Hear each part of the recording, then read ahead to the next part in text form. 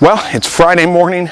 I'm getting ready to go to work, but I came out to check on the baby quail this morning. I had two of them fly out of the brooder box, so that means I probably should get them out to the grow out pens. I might be able to wait till I get home this evening, but you know, the shed's not real secure. If they get out of that brooder box, they could probably get out of the shed, and if they get out of the shed, they're probably goners. So I probably should go ahead and get them moved out there before I head on to work today. They're 2.5 weeks old, something like that, fully feathered out. I've had the heat lamp turned down to a minimum of 75 degrees. Nighttime temps here are getting down to 73, 72, so they should be fine as far as temperature goes. The only real concern is to make sure they know where the water and the food is and then get to it. So I'll probably move their waterers out with them, at least for the day, and maybe even their feeders. Their feeders are messy, you know, it's a lot of waste, but still, I'd rather them have access to the food and know where it is, as opposed to, you know, not being able to get to the food and get to the feeders. So they're still, you know, a little on the short side. I don't know. I'll put them in the hutch. We'll see how they go. But I'm going to take you guys along. You get to watch me try to wrangle up these quail out of the brooder box. So let's get to it. All right, this is cramped in here, so it's going to be a little tricky to move around the camera. But I'm going to start. I think I'll put the box up here for just a second. See who I can catch here. Well, of course, they all go to the other end. That may be best, though, actually. Let me just get in here. Ugh. See if I can do it without tearing anything up.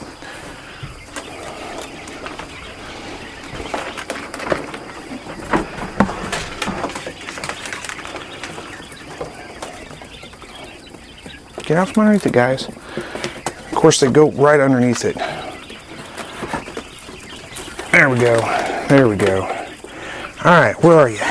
There's one little bird. I should probably put the lid on so they don't get out. Here, let me unplug the heat lamp while I'm in here, so I don't have to worry about that coming on. One little bird. Let's see. Come on, guys. Come up close. Oh! They're tricky to catch for sure.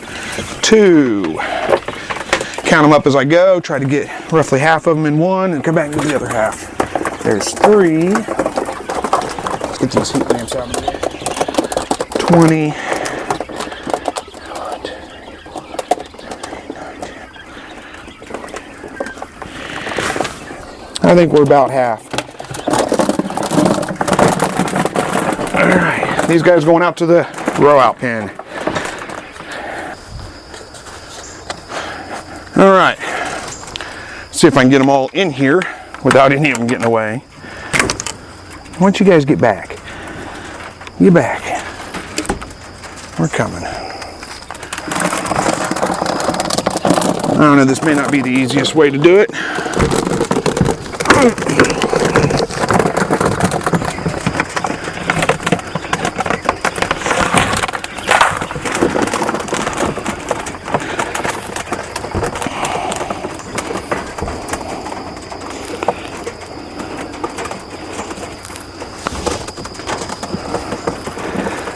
They seem to be working out all right. They're all crawling out for the most part. As long as I can keep them from flying out the sides while I'm doing this, we should be okay. Go on, guys, get. Get, go on, go on.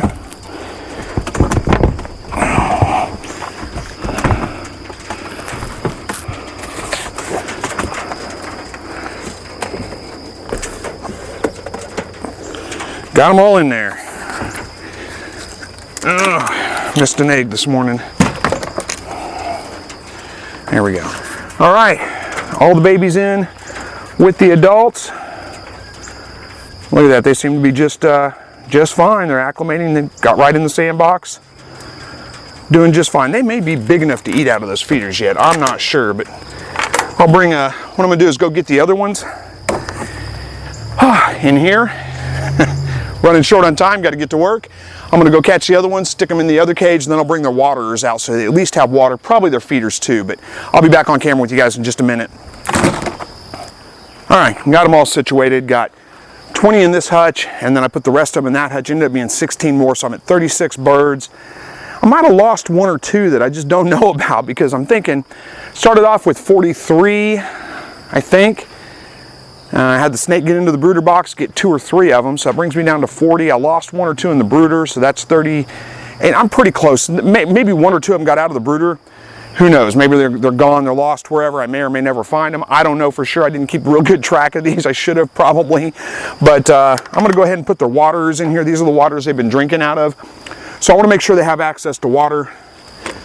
You know, the water cups are new to them. So we'll put these in the hutch with them. I'm just going to put it over here on the sand side. Should be fine. That way I know they'll have some water.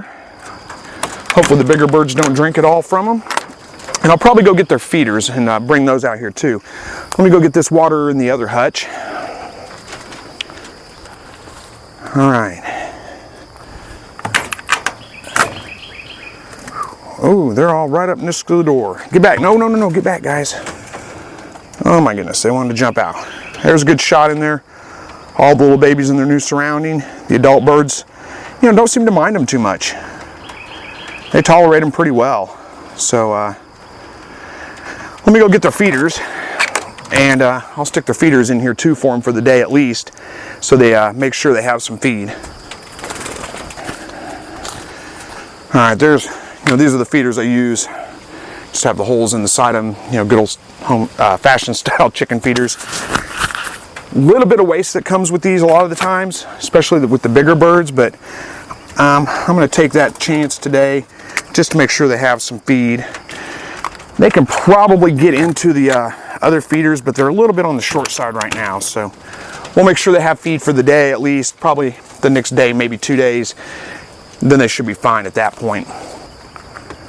Okay, get back, guys. There you go. All right. How the big feeder's doing? Big feeder's fine. All right. Didn't expect to do that before work. Right on time, got to get going, but it was time to do it. You know, I really kind of planned on doing it this weekend, but when I went out there, like I said, I had, you know, 2 of them just fly right out of the brooder box. I thought, oh no, this is going to be bad. If I just leave them in there, who knows how many I'm going to lose. They're going to get out of there. You know, like I said, the shed's not real secure. There's holes in the floor that they'll fall right through and be out who knows where. So it's time to get them moved out. They're, like I said, right about 2.5 weeks old, fully feathered out. Nighttime lows don't get below 75 degrees, so they should be just fine. You know, I've talked about this before, but again, this is a time, if you want to mix your birds together, do it when the birds are young.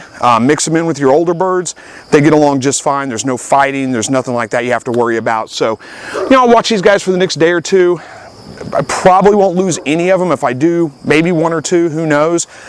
Just change is kind of stressful on them. Sometimes you lose a bird due to stress, the young birds anyway.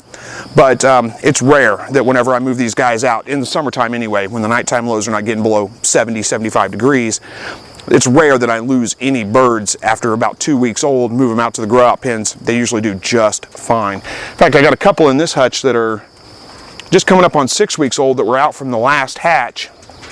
I may have to move some of these babies over to the other hutch. It may be a little crowded in here. I don't know yet. But anyway, right now we're good. I got to head off to work. I'll check on these guys later on tonight. Again, tomorrow, over the next couple of days, make sure they're doing okay. Probably within a day or 2, they'll figure out where the feed is, and then I won't have to put the water in there anymore either. They'll figure out where the water is.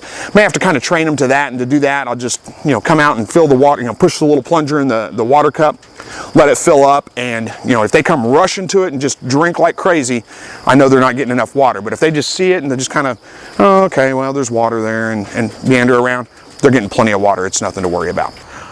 Well, I didn't get this video actually edited and put out last week like I intended to, so I figured we'd just come back here and take another look at the birds before I close this video out and get it all edited and uploaded.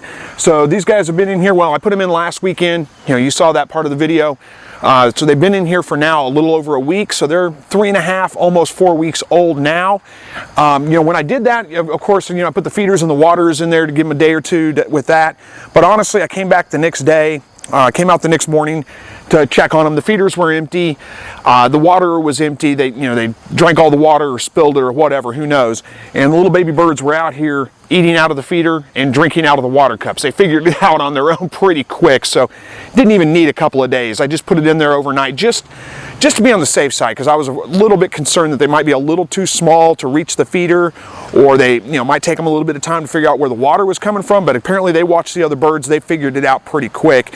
Same thing, both hutches actually.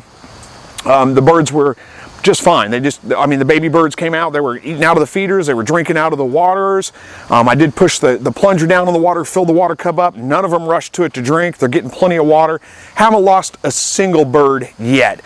So, I mean, this is the way to do it. Again, if you're looking at, combining birds, it's, the smaller birds, the babies, under about 6 weeks old, you should be able to just move them right into your hutch with your older birds and not have to worry about them fighting. There hasn't been a bit of fighting. My egg production hasn't dropped at all. It hasn't stressed the birds out. They just accept them in like they're just baby birds, and it's no problems whatsoever.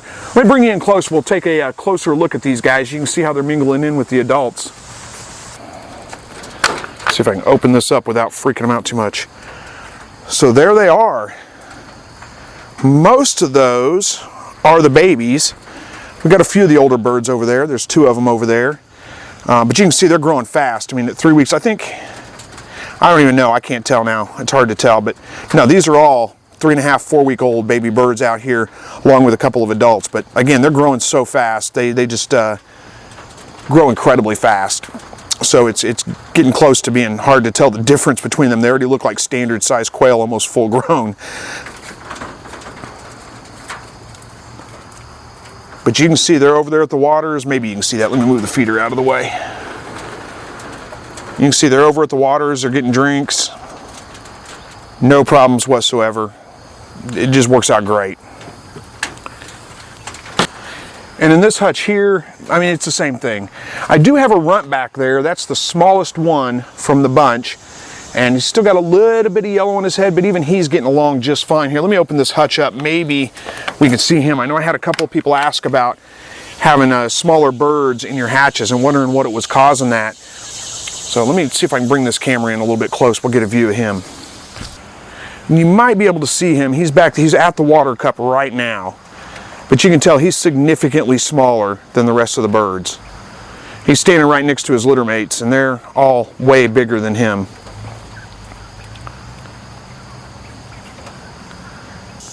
Now, as far as what causes that, it's just genetics. I mean, it's not necessarily genetics of the parents or anything like that. It's probably a mutation of a gene. Who knows? It's the same thing that causes sometimes when you have regular sized birds, you get a really big one, for whatever reason. It's nothing to worry about. Usually those smaller birds like that will catch up to the other birds, but they may not. So, when they get to be full grown, if he's smaller than the rest, just don't make him a breeder. Just, use that as a call, put it in your freezer and eat that one, and don't make it a breeder, and pass those genes on to the rest of your flock, because if you do keep those over time, you will start getting smaller and smaller birds. So I always try to keep my bigger birds as my breeders, just to make sure that I have bigger birds going forward. But occasionally, like I said, you still do get one of these that's just tiny like that for whatever reason.